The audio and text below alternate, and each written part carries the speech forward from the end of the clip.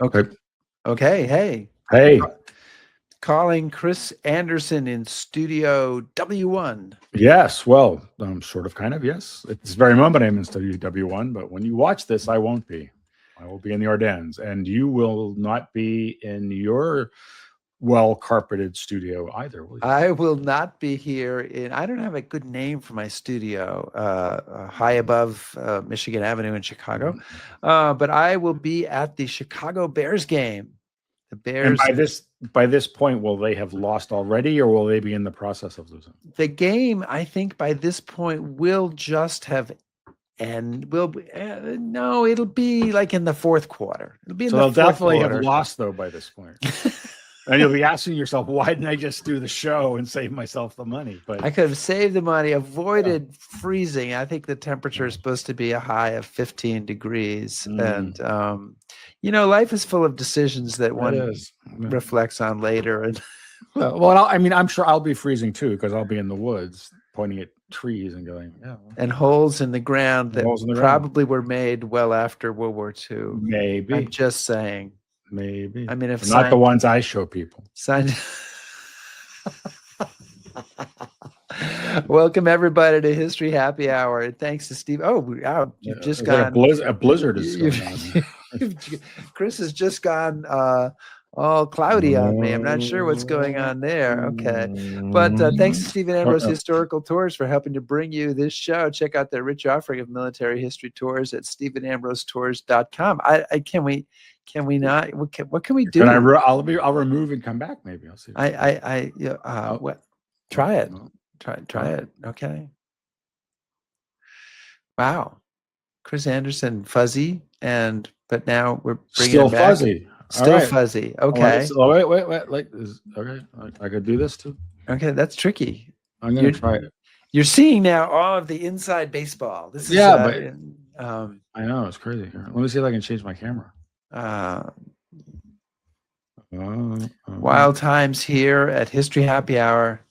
Perhaps we should edit this material out. Okay. Do you want me to edit that material out? No, Chris? I think this is like you. What's up to you, Rick? You're the executive producer, but I think just they get to see how the sausage gets made. So. Well, I was just saying, okay, check out Stephen Ambrose Tours' rich offering of military history tours at stephenambrosetours.com. And whether you're watching live, watching on replay, or listening to the HHH podcast, we're here, and we're glad you're here. And today, no, go ahead, sir. Go ahead, yeah. No, I would say this is why I have the cricket worry ball for moments just like this. Right, because now you can squeeze that and still maintain that calm, placid, pleasant demeanor that you're famous for. Just like Belle Starr did. Yes, and we'll be talking about Belle Starr today on History Happy Hour. Let us know what you're drinking. We sure hope you've started by now. Because we certainly have. And Chris, we should thank everybody who supports us via Patreon, especially our top shelf patrons. Who we appreciate a lot. We deeply appreciate them. We really should find something special to do for them. So let's think about how we can do that maybe before the end of the year. All right. Okay. And you can join this group by going to patreon.com/History Happy Hour. I think we're ready to roll, Chris. Give me a cue and we'll get started.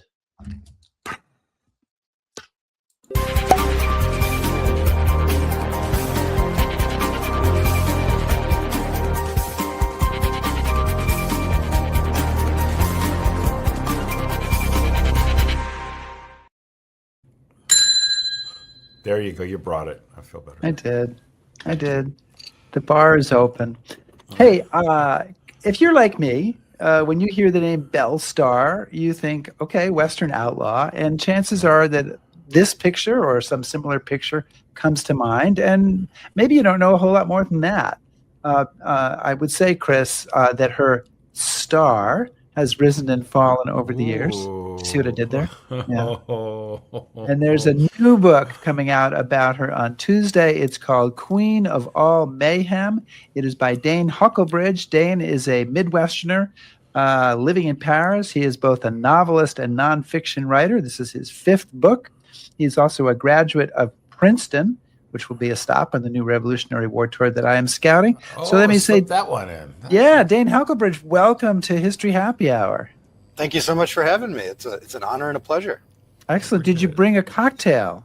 I'm in Paris, and it was easier to get wine than a cocktail, so I brought something. I was saying I would have loved to have an old fashioned, but bourbon was a little trickier to get, so I'm making do with wine. One of your first books was about bourbon, right? Yeah, my very first book I ever did was it's called Bourbon: A History of the American Spirit. It was just a history of America told through bourbon, which was the research was fun. I'll say that. Why didn't we have you on History Happy Hour for that? I don't know. That was a while back. It may not have existed back then. It was more than 5 years ago. Yeah. It sounds like you're drinking bourbon there from the guy.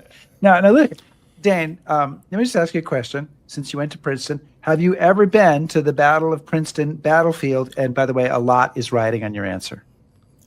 I'm not positive I have. Okay, actually, nothing is riding on your answer.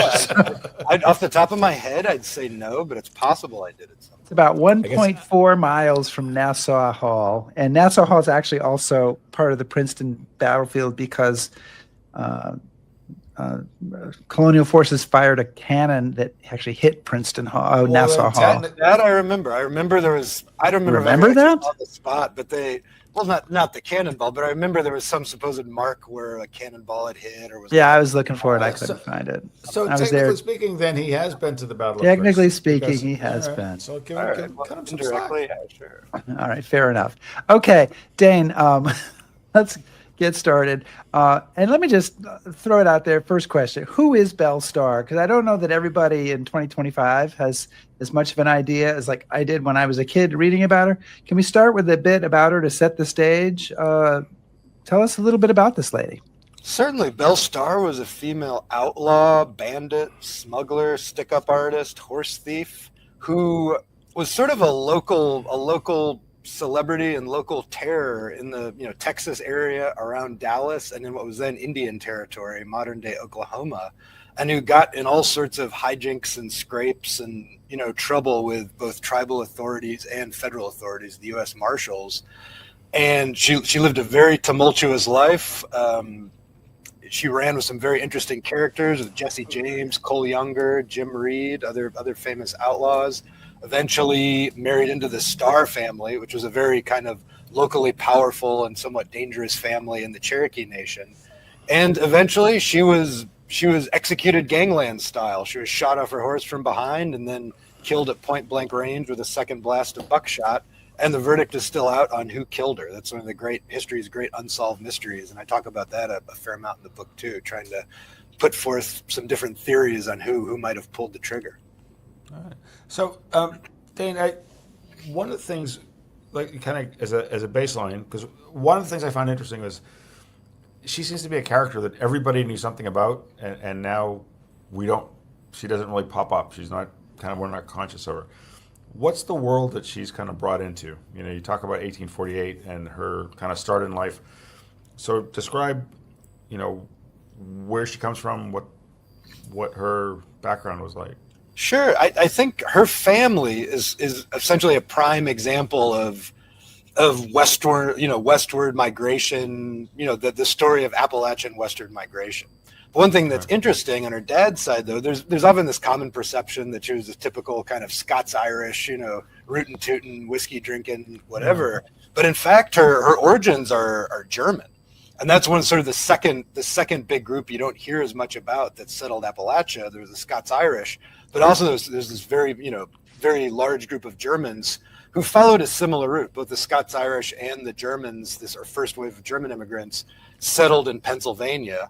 Then they kind of filtered down into Virginia, towards Western Virginia, then through the Cumberland Gap, through Kentucky, and then into the upland South and Southern Midwest, the Ozarks. So there's sort of this steady migration. Her family is a classic example of that.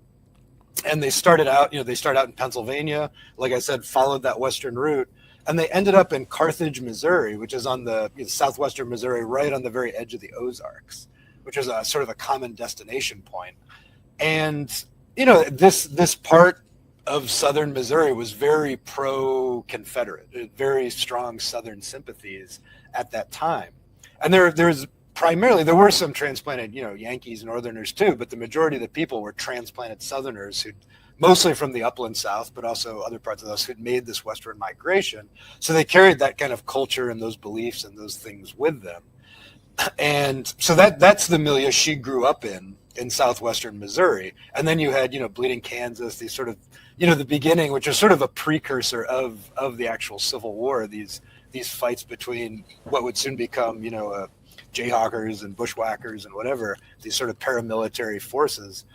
Right. And so she grew up in this milieu of tension and like a fair amount of violence between the, people who would come to be pro-Confederate and people who would come to be pro-Union, pro-North. And when the Civil War finally erupted, her family was very much pro-Southern, pro-Confederacy. And her brother joined the local militia and became effectively a Confederate guerrilla. And one of the interesting things about her, it's become part of folklore, but based on research, there seems to be a fair amount of enough evidence to say that it's true to an extent, as she was kind of a teenage Confederate spy for these paramilitary groups, for these guerrillas. They were part of this Confederate insurgency when the Union occupied Missouri. And what she did, it was very dangerous for local young men at that time. If they were caught walking around town, whatever, the Union troops or militias would pull them over and question them. And when things got really bad, occasionally just kind of kill them on sight, because it was assumed they were part of the bushwhackers, these Confederate guerrillas. But she, as a teenage girl, could sort of slip through lines without getting hassled quite so much. And apparently she did a fair amount of reconnaissance and spying for her brother and his band of Confederate guerrillas. So that was, I think, her first taste of violence, of excitement, of the thrill of doing something, of the chase, of the hunt, whatever. Yeah. And she was very much exposed to the horrors of the Civil War. I mean, she was there. She was there for the Battle of Carthage. She saw the bullets fly. She saw people getting killed. And it's something that's forgotten today, I think. But the effect that the Civil War had on Missouri, particularly this part of Missouri, was disastrous. I mean, whole counties were depopulated. Towns were burned down. And that's eventually what happened to her town, Carthage. And shortly before that, when things were getting very bad, and her brother at this point was killed by militia troops, her whole family left and followed many other pro-Confederate Missourians and going south and resettling in Texas outside of Dallas. And there's this big community of these sort of displaced, almost refugees from Missouri. And that's where she settled. And it's interesting, that had an enormous effect on the development of outlaw culture. And it was her segue into outlaw culture, Wild West outlaw culture, and her whole cohort of young men, because you had all these guerrillas who were trained in the art, in deadly force. And, they've sort of become proto-bandits. They were used to holding up Union stagecoaches and robbing Union, treasury convoys and things like this, these sort of skills on horseback with revolvers, things like that. And they acquired these skills, and then in the aftermath of the Civil War, they weren't granted the same clemency most other Confederates were, because they weren't acknowledged as uniform wearing Confederates. They were just kind of, bushwhackers. They were considered sort of bandits. And because many of them feared prosecution after the war, they fled to Texas, and the local economy was in ruins anyway. And without any sort of trade to turn to, they ended up going towards the one thing they had, which was their guns. And it's this experience created this outlaw class, particularly in this part of Texas. And Belle Starr was very much part of that. And her first husband, Jim Reed, was exactly like that. He was one of Quantrill's raiders, a Confederate guerrilla. So were Jesse James, so were Cole Younger. So you had these band of former Confederate guerrillas who made the not very big leap into becoming Western outlaws. And Belle Starr I wouldn't say sucked along, because I think she was a pretty willing participant. I think she really enjoyed the outlaw life, but that was her entree into the outlaw life. So can we talk a little bit about the Wild West? Was there ever such a thing outside of Hollywood? When and where was it? And how does Belle Starr fit into it? I mean, you seem to suggest that if there was a Wild West, it's kind of starting in that post-Civil War period when she's just turning 17 or 18. Is that kind of when it's happening? What's going on there?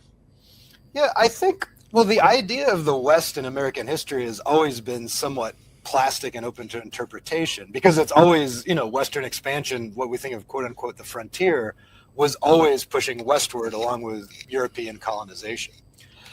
So that's always been changing. In colonial times, it was the very edge of the Appalachians. Like that was sort of the frontier, and then it kept going westward. And I think there were two pretty big spurts, and they both had to do with wars. The first was after the Revolution, when America got its independence. That opened up the kind of trans-Appalachian frontier, which had formerly the British. The British was sort of a hornet's nest of French and hostile and ally Native American tribes, and the British just tried to keep American settlers from crossing that boundary, the trans-Appalachian frontier. The American Revolution opened up that first burst of Western expansion. So all these people settling, pouring through the Cumberland Gap, going west.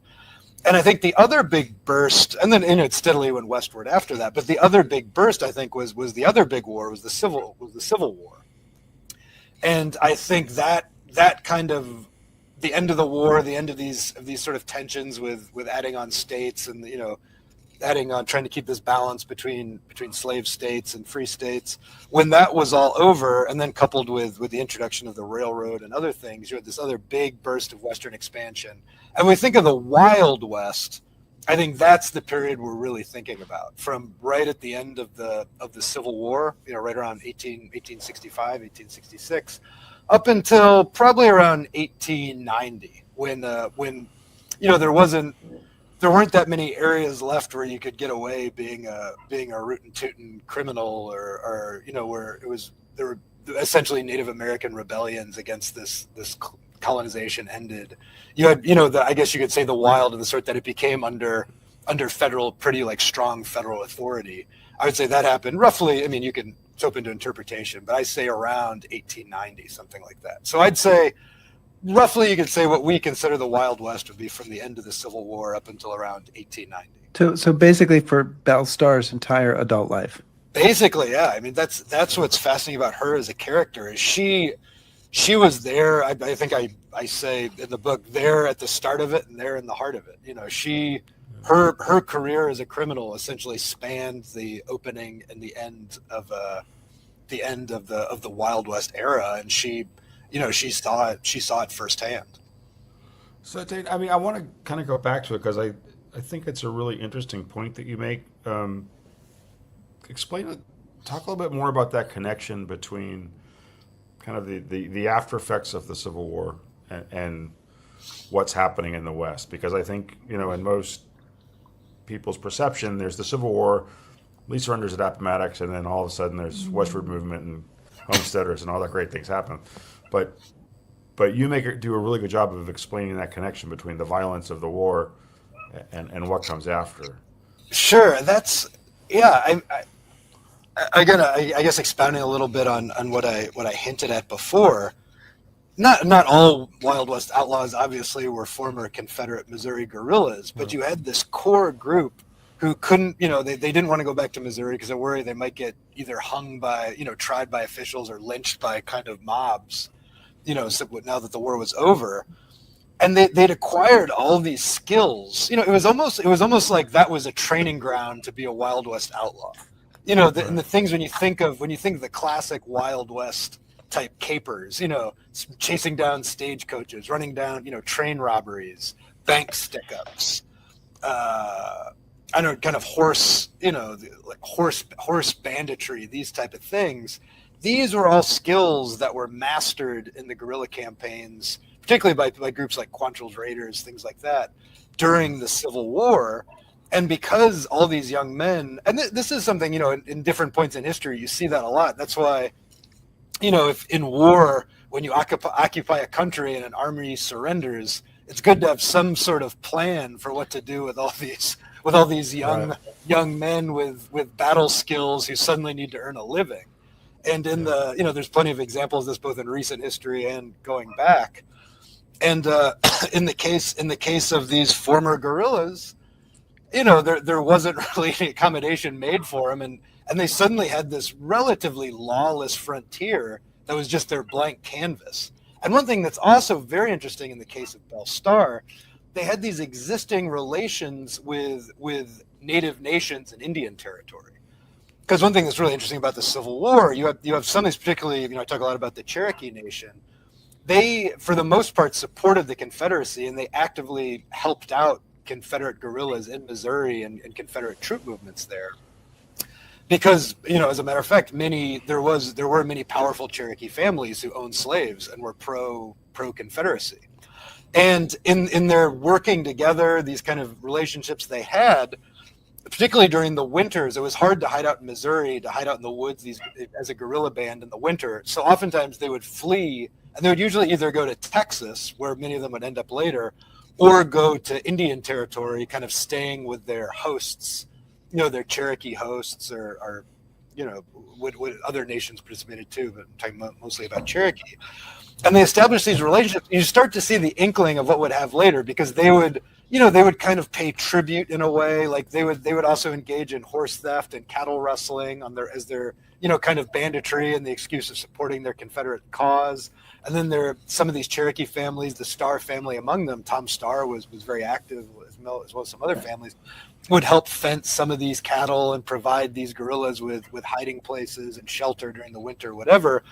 And these relationships continued after the war was over. And essentially it was very similar, where these same Confederate guerrillas were now Texas Wild West outlaws. But after a big score, a big caper, they would hide from federal authorities in the Cherokee Nation. They would go back with the Stars or other families like that, using them as hideouts. The cattle they rustled, the horses they stole, they would still kind of use them as fences to sell in Indian territory. And they probably would start engaging in some whiskey smuggling and things like that too. And that's the beginning of this really critical relationship with the Cherokee, with certain parties within the Cherokee Nation, particularly with the Starr family.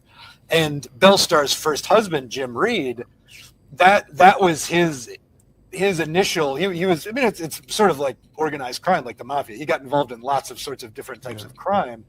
But one of his big income drivers, I think, was working with the Stars to run whiskey smuggling between Fort Smith and the Cherokee Nation, other these native nations there. So he was working the kind of white, the white world outside of it, where the federal government had authority. He was bringing the whiskey in, and he was giving it to the probably Tom Starr and his associates, who would distribute it throughout Indian territory and throughout the Cherokee Nation. So it's sort of, when you look at modern day drug smuggling routes and stuff like that, it was kind of similar. It was just whiskey smuggling at the time. Yeah. And that was Jim Reed's and Belle Starr's first one of the first big criminal enterprises and connections to the Starr family was that. So, Dane, I want to ask you about how serious a criminal Belle is, and I'm going to admit to some skepticism, but I'm sure you can handle it. She's definitely hanging out with criminals, marrying at least one, if not two, criminals. She is. You can make the argument that when it comes to her active participation, well, she did a little horse thieving, for which she spent a year in prison, and she had her photo taken wearing guns a few times. She wasn't in any legendary, raids or enterprises. So how big time a criminal was she? What's your evidence? That's been a point of debate for some time, because you had this initial legend that was, started in the late 1800s after her death, of this, this outlaw queen, this bandit. And there was, the journalism and dime novels, whatever at the time, they liked to romanticize this stuff. And there was a great deal of exaggeration. The very first books, some of the very first things written about her did take real liberties and, exaggerated things. So it's true. And I think there was also a backlash to a certain extent in the 20th century where some Western historians started to cast doubt and say, there's not really any evidence she ever did anything than steal a couple horses, and kind of associated somewhat with criminals. But I think just in researching the book, I'll preface it by saying, anytime you're looking into something like this, it specifically is that I make the argument she was essentially involved in organized crime, with the equivalent of kind of a Cherokee mafia and Wild West frontier organized crime at the time. It's hard to, so much goes on in the shadows. It's hard to document a lot of it. And that's, I think I make the comparison. Al Capone, they had to bust him on tax evasion, because everyone knew he was basically what he was up to, but it was very hard to get concrete proof of it. And I think to an extent, there's some of that going on here with Belle Starr. And you read, from her trials, from, the way journalists wrote about her. I mean, it was acknowledged at that time in her in the court proceedings, in the records from her trials, the way court reporters wrote, it was acknowledged that she was this kind of, they even used the term outlaw queen, that she led a band of horse thieves and outlaws. So there's, to a certain extent, it is hard to pinpoint a lot. But looking at more solid evidence, I think the solid thing is she was arrested or charged 3 times with crimes, twice with horse theft, which actually was a fairly serious crime at that time, and once with armed robbery, essentially, larceny. And 2 times she beat the charges, and 1 time she didn't. And that was the first time, that was when she went to Detroit to serve her prison sentence. But I think one thing that really convinces me, aside from reading the court records where she talks about intimidating witnesses and, pointing guns at people, stuff like that, the thing that really convinces me is the amount of resources that the authorities put into putting her behind bars. And it's really clear when you're reading about this. I mean, they had to stage a manhunt the first time she was arrested and chased her like towards the Osage Nation, where she and her husband were trying to go into hiding.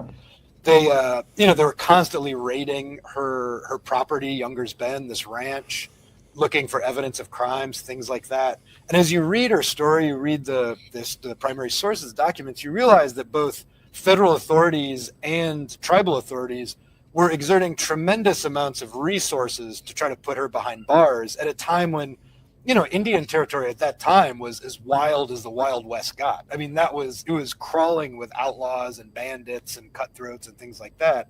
So if they were willing to put in this much time and also use the court resources, the docket was packed at the court. They really, they didn't really waste their time going after small timers because there was just so many criminals and outlaws to chase.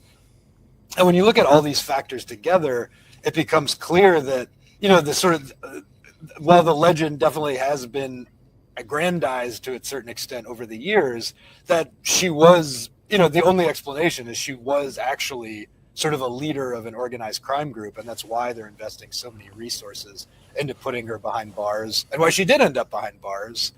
And I think probably the last thing I'd add in that is just the way she met her demise, when arguing whether or not she was a real gangster. I mean, she died a gangster's death. She died face down in the sheep. At some point, one of these, it's almost like a Scorsese movie or something.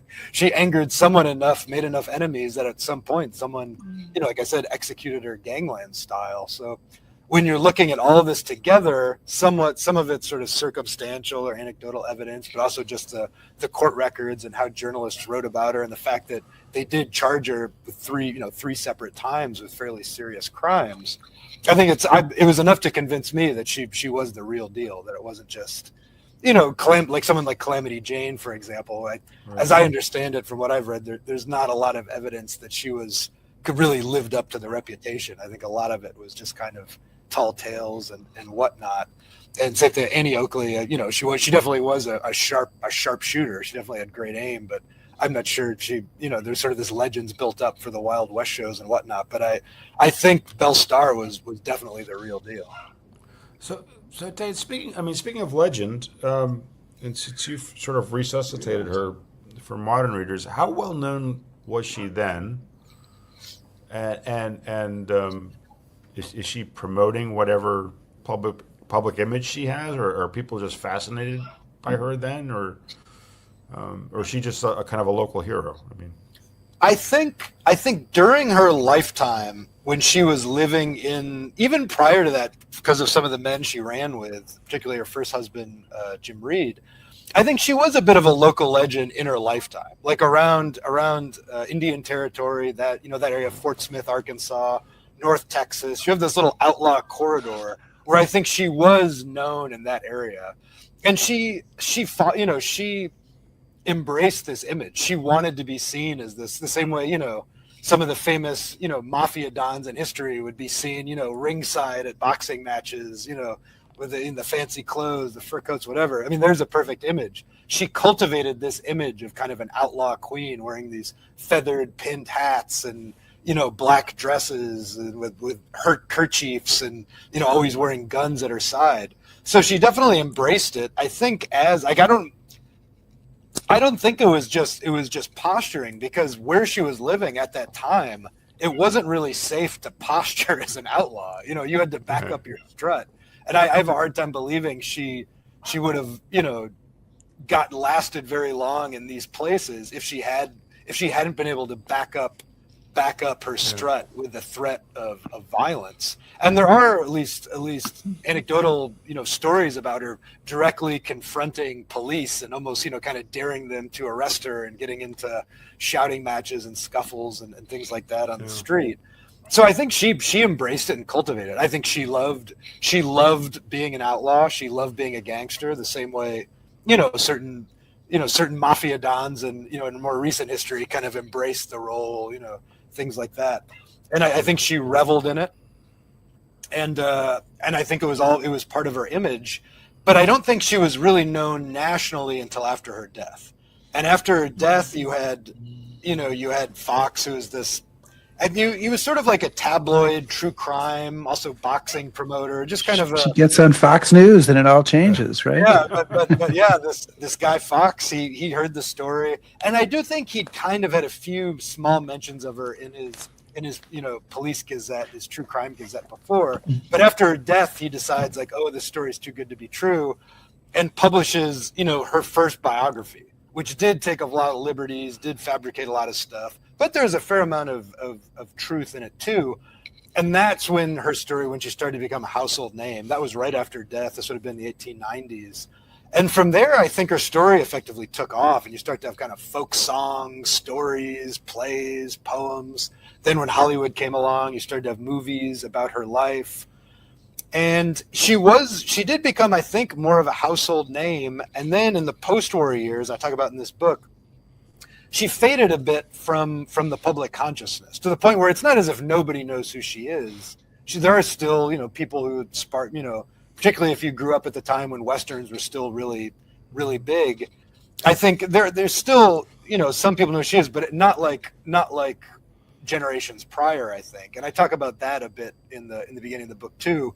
Why in the, during the Cold War years, the post-war years, 50s, 60s, 70s, 80s, you see her be forgotten a little bit, which is, in a way, I argue, is unfortunate, because unlike some of these other female Wild West characters whose legend has lived on, she actually was the real deal. She actually went to prison. She actually pulled guns on people. She actually, held. I mean, it's hard. A lot of this is hard to prove, but participated in armed robberies disguised as a man and stole horses and gold and things like that.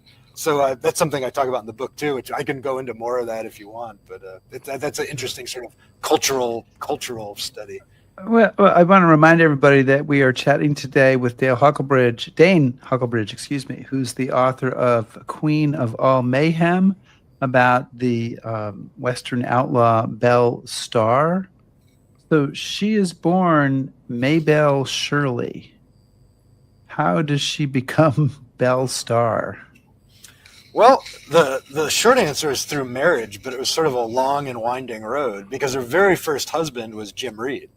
And so for a while she was Belle Reed, and at this point, Jim Reed was starting to be getting to serious banditry. And he participated in one of the bigger heists in the history of Indian Territory, the Grayson robbery, where he, two accomplices, and Belle Starr was there as kind of a sidekick. She didn't participate in the actual robbery, but I think she was more of kind of a lookout outside of the ranch, watching the horses, waiting, being a lookout. But she was there for it. She was there when they split up the gold and when they made their getaway while getting pursued by people who are not too happy about all this. But that was her entree into banditry, was Jim Reed. It is a great story. I mean, there's a lot of much longer stories you can tell. But finally, he was a bit of, when you think of those kind of gangster movies, like the one who's a bit of a loose cannon, who gets into trouble, who isn't disciplined and kind of shoots off his mouth, whatever, spends all their money instead of being smart with the money, blows it all at the casino. Jim Reed was a bit like that. And they had a big falling out because after this Grayson robbery, they made $32,000 in gold, which is, it's a lot of money today. Back then it was enormous. That was just an incredible sum of money. And Jim Reed, instead of being responsible and sharing it with his wife, Belle Reed at the time, and sort of investing in their future and being smart about it. He blew it all on gambling, horse races. I just got to say, though, that it may be a little much to expect a Western outlaw to be responsible with their investments. Yeah, no, that's, I mean, this is part of the reason. Maybe you're maybe asking too much. Yeah, that's part of the reason you see this repeat. You know, same thing with like Jesse James. I think they embraced the lifestyle. They would get these big scores, and then they would live it up. I mean, that was, you get the whores at the bordello and tip everybody $100 or whatever. Yeah, so that's definitely what Jim Reed did. And at one part, he got a mistress and left Belle and ran off, and ended up getting into more trouble. And this was their big falling out, and it was probably the best for Belle, because he ended up getting himself killed by a bounty hunter. There's this bounty hunter who was sort of pretending to be his friend and convinced him he had a great idea for the next score when he was in hiding and on the run. And eventually this bounty hunter killed him. And I talk about this in the book, but that's a great, an incredible movie-worthy scene of this epic like struggle where Jim Reed has half his face blown off and is gushing blood everywhere and wrestling him to the ground, and eventually he subdues him. So that was the death of Belle's first husband. And after that, she had this difficult period where I think she was a little bit lost, and she had 2 kids at this point too. And this is sort of a lost period in her life. Eventually, she started shacking up with a sort of gambler, perhaps minor outlaw named Bruce Younger, and they did get married, but it was a disastrous sort of, almost like, I mean, not literally Las Vegas. They didn't get married in Vegas. One of these kind of like disastrous Las Vegas type weddings that lasted a couple weeks, and then I think he ran off on her for reasons that still aren't entirely clear. And at this point, I think Belle Starr had enough, and also she was tired of playing second fiddle to these male outlaws and never kind of getting her chance to do her thing. And that's when she just cuts a beeline straight to the Cherokee Nation and almost directly marries Sam Starr, who is the son of Tom Starr, this local Cherokee strongman, kind of political boss, arguably a Cherokee mafia leader. And she marries into this family, and suddenly, and I talk about this in the book too, I think there are historical reasons why she probably had more liberties as a woman in the Cherokee Nation versus sort of Anglo world of the frontier, and she works her way up the ranks of this Cherokee crime family, and eventually gets her own little gang, and alongside her husband, who he also eventually gets killed, Sam Starr. But they're running this little their own outfit, their own small crime syndicate, and they start getting involved in horse theft was one of their big things, and stickups and other things like that. And that angered local tribal authorities, the Cherokee police, who had a lot of historical reasons for not liking the Starr family to begin with, going back to the Cherokee Civil War. And also just weren't crazy about, Belle, this outsider, coming in and causing trouble. And the U.S. Marshals, who also were not happy about what she was doing, they got involved too. And you have this sticky situation where the U.S. Marshals kind of had, I mean, ultimately they did have authority, but things got sticky on Indian reservations. And then the tribal authorities, it was also sticky because they had to be careful with how they dealt with white residents on the reservations. So you had these two groups of authorities who had to figure out, all right, we got to figure out a way to do this, and they started actually colluding and working together to try to put Belle Starr and her husband behind bars. So Dane, you mentioned a Cherokee word, and if I mispronounce it, I apologize. Chigau. Chigau. Gigao is how I've heard it. Okay, then that's probably right then. But what is that word, and what does it mean, and how does it apply to Belle? Sure. Yeah, I certainly don't speak Cherokee, so I apologize if I'm not getting it just right. But there's this tradition in Cherokee history, and it's essentially a role in tribal authority and also spiritual authority called the Gigao, which is it's hard to explain exactly, but it's usually a woman figure who proved herself in battle or war or did something courageous for her clan and for her tribe. and showed themselves to be a leader, and were given this position where they were allowed to participate in tribal leadership, and also in, given kind of a religious role as well. It was just this kind of both sacred and political role where they became leaders within the community and had a fair amount of say over tribal affairs. And probably the most famous of these figures was Nancy Ward, Nanyehi, who she proved herself in I believe it was the Battle of Taliwa, this tribal battle against the Creek in northern Georgia. And she was chewing bullets to try to make their edges more jagged to give to her husband to shoot at the enemy. And at some point, her husband at the time got killed, and she picked up his rifle and kind of led the charge and ended up leading the Cherokee forces to victory. And because she displayed such courage and such leadership, she was given this role. And she ended up playing a very big part in guiding her people through this tumultuous period when they were negotiating all these white settlers, following the Revolutionary War, pouring into their lands and trying to figure out how to negotiate, keep their land, keep their sovereignty alongside this onslaught of American settlers, of Euro-American, Anglo-American settlers. And even to this day in Cherokee culture, for the Cherokee people, she has this very honored position. And so there was this legacy of a female figure, a female warrior, a female leader.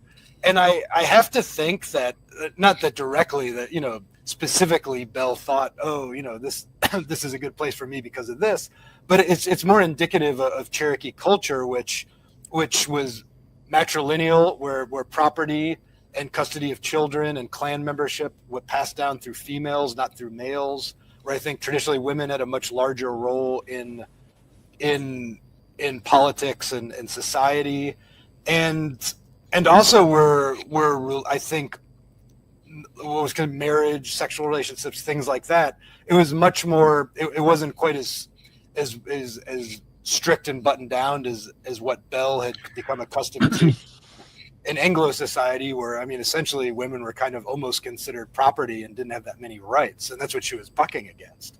And I have to think that part of what appealed to her in Cherokee society and marrying into this Cherokee family, living in Cherokee Nation, is that she thought that she did have sort of more liberty, more opportunities for self-determination, more opportunities to do what she wanted. That's effectively what she did. She became, like I said, she became the de facto leader of this, crime group. And in the Cherokee Nation, at this ranch she lived on called Younger's Bend. And, I think that would have been difficult in just if she'd just been in Texas and Anglo society. And also what I think is ironic about it, when you look at what she ended up, her main sources of income, one was stealing horses and bartering horses. And the other was her ranch served as a hideout for lots of these famous outlaws. Like Jesse James at one point used her Younger's Bend ranch as a hideout. Mm. And these outlaws would pay tribute. They would have a big score. They would come stay with her, give her some protection money. So she was essentially in the hospitality industry. And those are the two things her father had done back in Carthage, Missouri. He raised horses. He was a horse breeder, and he ran a hotel and became this sort of community leader because he was a proper businessman. And so essentially she didn't stray that far from the family business. It was just, as a woman, there was no way for her to do it, in Anglo frontier society. So she said, forget this. And she went and did it illegally in the Cherokee Nation instead. So, I'm noticing that on our comments page, we don't have any comments since 4:07 p.m., which is really unusual. So I'm wondering if there's a technical problem there. So I'd ask you, if you're watching, if you have a question, please put it in. If you could just let us know if you'd heard of Belle Starr before this show and what you knew about her. Even that information would help us, and then it would help us to know that the comments are working. Dana, I want to ask you about how she becomes famous after her death. And you talked about this a little bit, but she's killed when she's 41. And let's not get too deep into that because it's the denouement of the book, and we don't want to kind of give it away. We want people to buy copies of your book. How does she transform into a legendary figure? And if you're ruminating a little bit, what does that say about the America that kind of buys into the transformation of this relatively local criminal to this huge legendary figure? I think it goes back to what we talked about earlier at the end of the Wild West era. So she was killed in 1889, which is really the very end of this, what we consider the Wild West era. And I think already as it's winding down, there's this tremendous appetite, kind of nostalgia appetite among Easterners back in the cities and Midwesterners in cities for stories from this vanishing frontier, true stories of adventure and shootouts and outlaws and what have you. And her death just occurred at this very propitious moment. And it almost through maybe coincidence, I don't know, a dispatch from one of these local papers right around Indian Territory, Arkansas, where she was killed, made its way to the New York Times. And because, the New York Times, for them, it was exotic. It was fascinating. Oh, like a lady bandit, this lady outlaw from Indian Territory in Oklahoma. People will be interested in this. They wrote this obituary about her. So you had this big obituary in the New York Times about the death of Belle Starr. And it, that sparked people's interest, one of whom was the editor of this, true crime gazette that was run out of New York City, this tabloid that loved to publish salacious, detective stories and Wild West stories, true crime stories, what have you. And that's that initial biography I mentioned before. That's what spurred that. They immediately sent a reporter to Fort Smith, Arkansas to go, and maybe they went to Texas too, I'm not sure, to kind of explore, talk to people who knew her, get the full story. Like I said, they took a lot of creative liberties too and invented a lot of things to romanticize the story. But I think that was when America, the general public, that was their first kind of real glimpse of Belle Starr. And when she went from being just this kind of local figure, this colorful local figure with a checkered past, to being a national sensation. And yeah, from there, like I said, her story kind of took off, and she did, I think, become more or less a household name, or at least something very close to a household name. Do you think, and Chris, can I jump in? I guess you already have, Rick. Oh. That hurt. That hurt. Do you think the pictures have something to do with it? I mean, there's photographs. I think that's got to be, because to me, that was always a big part of when I think of Belle Starr, I think of that photograph of her standing there. And then there's the photograph of her on the horse. There's photographs of her with one of her husbands. So we can see her. Well, yeah, it's not just her, but I think a lot of these Western figures in general, the photographs also helped their legend come to life. And it's what really secured in the collective consciousness, the public imagination, how these people were. And that's part of the reason too. I think they were so big on always posing with their guns. I think they were aware of this. I think these outlaws, I think they were proud of their persona, but I think to a certain extent they were aware of the power of photography and how potent it could be. And I think to an extent Belle, and I talk about this in the book, not her first trial, but her later trials, the ones where she beat the case, I make the argument that I think she kind of had this very intriguing public relations strategy where, she knew she was going to trial. She was effectively out on bail in Fort Smith. Instead of lying low and trying to pass off as a law-abiding figure, she very blatantly carried herself like an outlaw. She posed for these photos. She posed with Blue Duck. I don't think we have that picture, but this other Cherokee outlaw kind of showing, look, I'm with this guy. She not only didn't conceal it, like she blatantly promoted and celebrated her identity as an outlaw, even giving interviews where she said, I'm a friend to any brave and gallant outlaw with the Dallas paper she was interviewing her with.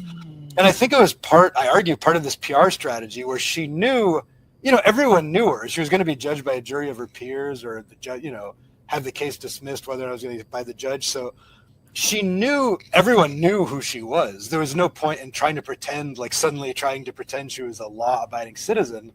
Her one hope, I think, was to just to make sure people understood, I am an outlaw, but I have a code of honor, and I'm not the type of outlaw, I might rob a rich bank, or some Yankee businessmen, carpetbaggers, or whatever, but I'm not just some low-lying, like, yellow-bellied criminal who's some scumbag who's gonna steal horses from poor farmers or hold up just frontier settlers trying to make it. And I argue that I think that was her PR strategy, which she got off the charges. So I guess you could argue that maybe it worked. She ended up beating the rap. And, also you could argue too, it might have had an element of witness intimidation.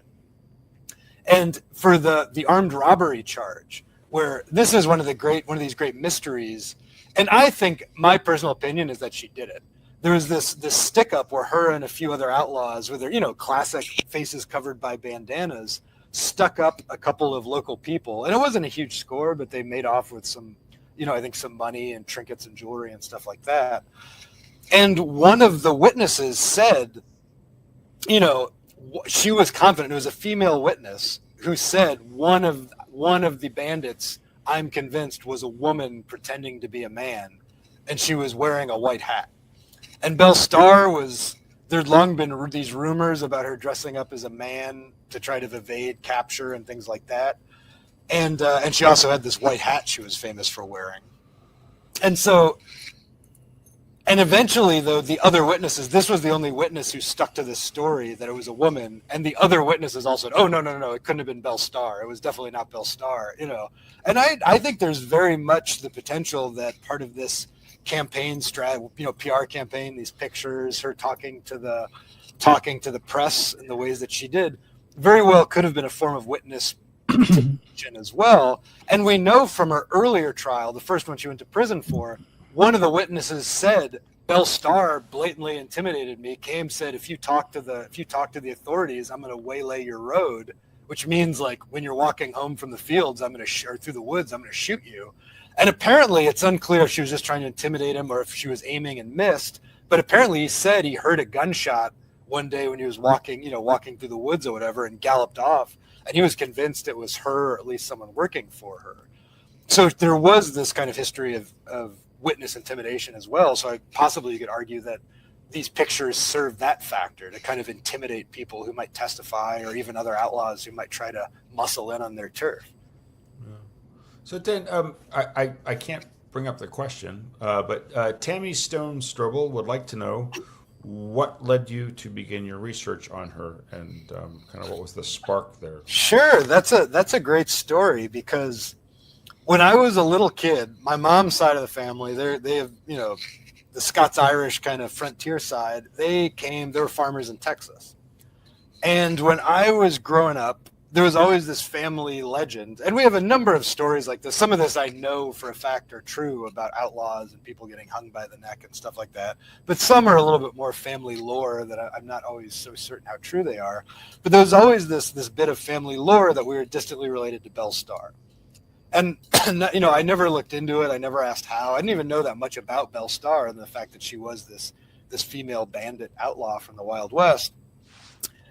And it just so happened I was talking to my editor about some ideas for books, and it wasn't even that I was pitching a book about Belle Starr. It just came up in conversation, because I think we're talking about how criminal books about crime were always interesting to the public and things like that. And I think I just mentioned, like, oh, it was funny, I was just talking to a friend about this bit of family lore that we were just related to Belle Starr. And instantly, my editor was just, it was one of these moments when the needle skips off the record. Like, whoa, tell me more about this Belle Starr. And it turns out and that's how it happened. Like, he just loved the story, and he said, do you think you could do a book about that? And I said, yeah, I think so. I'd have to do a lot of research, because I just know what my mom told me, which isn't that much. And that's how the story came about. As to whether or not this is true, this family connection to Belle Starr, I won't give it away, but it was ambiguous. And the one distant cousin we're not that distant, but this cousin who supposedly knew the connection had passed away. And so it was a little tricky trying to figure this out. And I won't give it away, because I talk about it in the book. But part of the book, and not a major part, but it became part of the book too, this personal angle, where I was interested to see if I could find, through my research, some kind of personal link to Belle Starr, and some sort of familial connection. So that's how it started. and I talk about that in the beginning of the book, and then I kind of close on it as well, sort of a way of bookending the book, how I wanted to solve this mystery, and then what I learned over the course of my research. So we have a couple of questions, and I'll put up Linda Bunnells, who says, what happened to her children and her husband after her death? But I would add to that Ray Smith's question, does your book include Belle Starr's daughter, who's, I think, went by Pearl Starr? I do. Yeah. I talk about them, and this is, it's fitting with the Wild West outlaw narrative, but it is kind of sad. Things did not end well for Belle Starr, or essentially any of the people she was connected to, and that's part of the reason I chose the title Queen of All Mayhem. And it is just it's a very bloody story, lots of gunfights. I mean, of all of her husbands, I think she had 4 husbands total. Let's see if I'm right. Yeah, 4 husbands total. 3 of them died in gunfights, essentially. So 3 of her 4 husbands were killed by, Wild West lead poisoning, so to speak. And so her last husband, her very last husband she had, was another. It's somewhat ambiguous if you identify it as Cherokee or Choctaw or Creek, but he was a resident of apparently mixed parentage, but a Native American resident of these nations called Jim July. And he was her last husband, and he, shortly after her death, he joined up with a band of outlaws and was killed in a shootout. He didn't die right away, but died in police custody, was killed in a shootout, an outlaw shootout with authorities.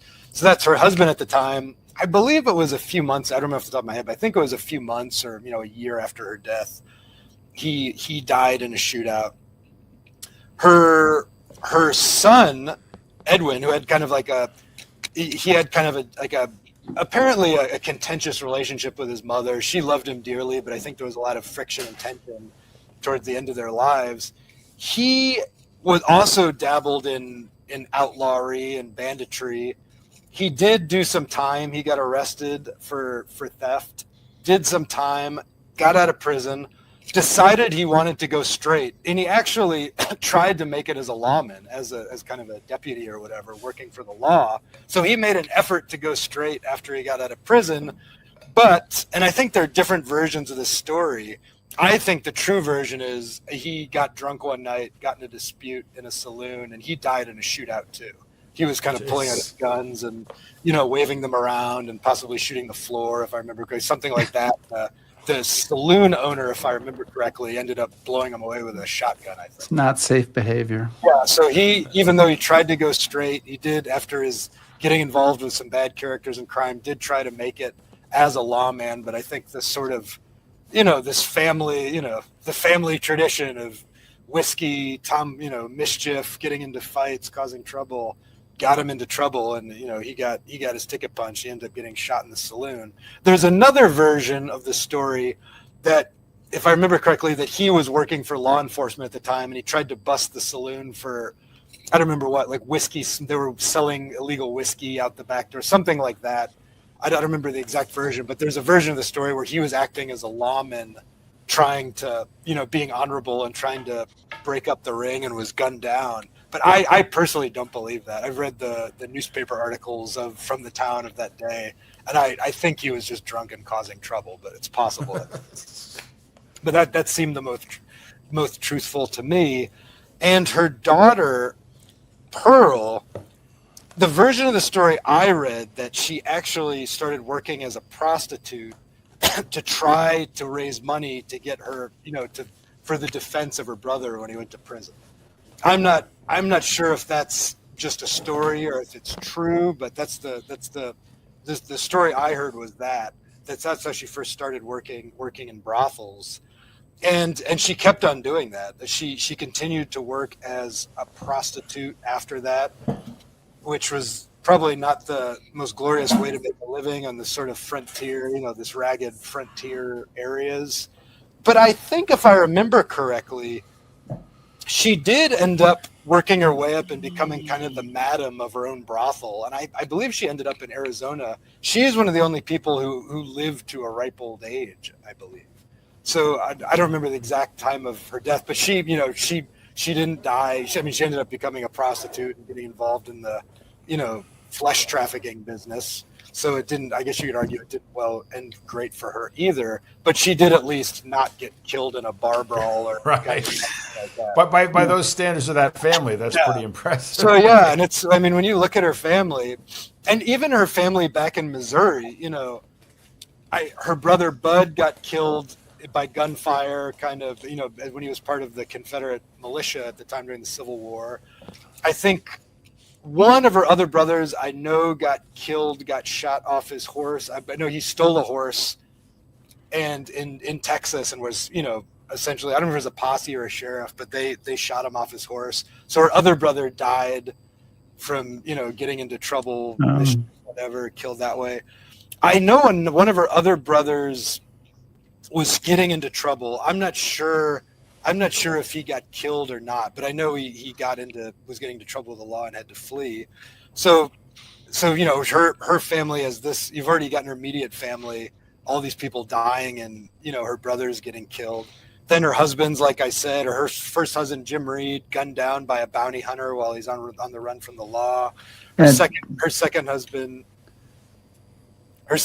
Sam Starr in the Cherokee Nation dies in a gun duel, kind of defending her honor in a way, because he got in a fight with a Cherokee lawman who'd shot him when he was hiding and killed Belle Starr's favorite horse, Venus. So he ended up getting in a gunfight with this Cherokee lawman and getting gunned down. And then her final husband, Jim July, was the one I mentioned, who after her death went on this tear, joined an outlaw band, was also gunned down by authorities, and died, you know, shortly thereafter in police custody, essentially. So yeah, when you look at and then of course she was gunned down. She was shot off her horse from behind and killed shot at point blank range in the face, basically with a shotgun. So yeah, her family. I mean, that's why I wouldn't say at all it was an exaggeration to say that the Wild West was pretty wild. And I remember I took this one history class at Princeton. It was about the history of the Wild West. And I remember at the time, I really did not like this history class. And I remember sort of almost like the sticking point of this professor was kind of, oh, the Wild West was not what you think. It was all just, you know, land rights and treaties, whatever. And most settlers didn't even own guns, blah, blah, blah. And it was kind of a downer because I remember it just made the West very boring. And I always kind of carried this idea in my head that, oh, maybe it wasn't quite as wild as the Westerns make it out to be. But at least in the case of Belle Starr and her immediate surroundings, it was unbelievably violent. And yeah, it was, I would argue, even more violent than what I expected and what I'd come to see in Westerns. It was just very, very bloody, lots of crime, lots of banditry, and lots of gunfights and bloodshed. Well, Dane Hucklebridge, thank you so much for joining us to chat about Belle Starr. And we ended up going over time, but no problem, because it's History Half Hour. We can do whatever we want. Right, Chris? Right? Absolutely. And I want to say that Dane Hucklebridge is the author of Queen of All Mayhem. You can order it on Amazon. Go to your bookstore. It comes out on Tuesday. We wish you the best of luck with that. And Dane, thank you so much for joining us today. Certainly. My pleasure. Thanks for having me. Thanks, Dane. Appreciate it. Next week, a subject suggested by one of our faithful audience members, Doug McCord.